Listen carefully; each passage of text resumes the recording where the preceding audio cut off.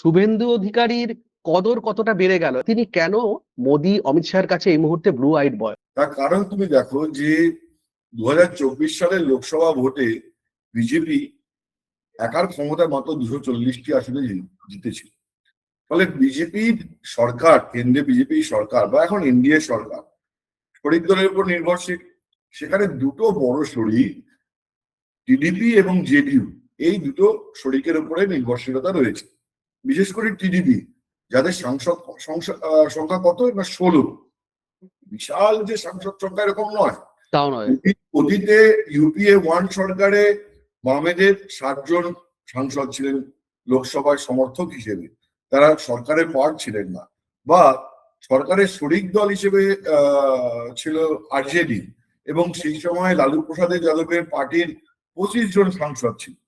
তুমি মনে করে দেখো যে ইউপিএ 2 সরকারের সময় মমতা বন্দ্যোপাধ্যায়ের এমপি সংখ্যা ছিল মনে হয় 20, এবং সেই সঙ্গে এসইউসির রাজ্য এসইউসি ছিলেন তরুণ মণ্ডল, হ্যাঁ 21 জন। সেই তুলনায় 16টা কম, কিন্তু যেহেতু 240 এবং আর কোনো শরিক দল নেই বা পাওয়ার সম্ভাবনা নেই, তার ফলে 16 জন সাংসদ নিয়ে টিডিপি কিন্তু একটা প্রতাপ রয়েছে। তো এই জায়গা থেকে আজকে মুখ্যমন্ত্রী শুভেন্দু অধিকারী এই যে পশ্চিমবঙ্গে সরকার বদলের সঙ্গে সঙ্গেই তৃণমূলের যে 29 জন 28 জন সাংসদ, তার মধ্যে থেকে 20 জনকে নিয়ে একটা ব্লক তৈরি করে ফেলে এবং এনসিপিআই নামে একটা পার্টিতে ঢুকিয়ে দিয়ে তাদের রাতারাতি এনডিএ শরিক করে দিলেন। এবং যারা প্রায় শুভেন্দুরই মুখাপেক্ষী বা বিজেপির মুখাপেক্ষী, যাদের নিজেদের দর কষাকষির কোনো ক্ষমতা নেই, এরকম একটি ব্লককে, যে ব্লক মানে দুধ দিয়ে বেশি খাবে কম, আর মমতা বন্দ্যোপাধ্যায়ের কথা পরের লাইনটা আর বলছি না আমি, এরকম একটি নিরীহ ব্লক অথচ সাপোর্টে থাকবে, সেটা অমিত শাহর পাশে তুলে দিলেন।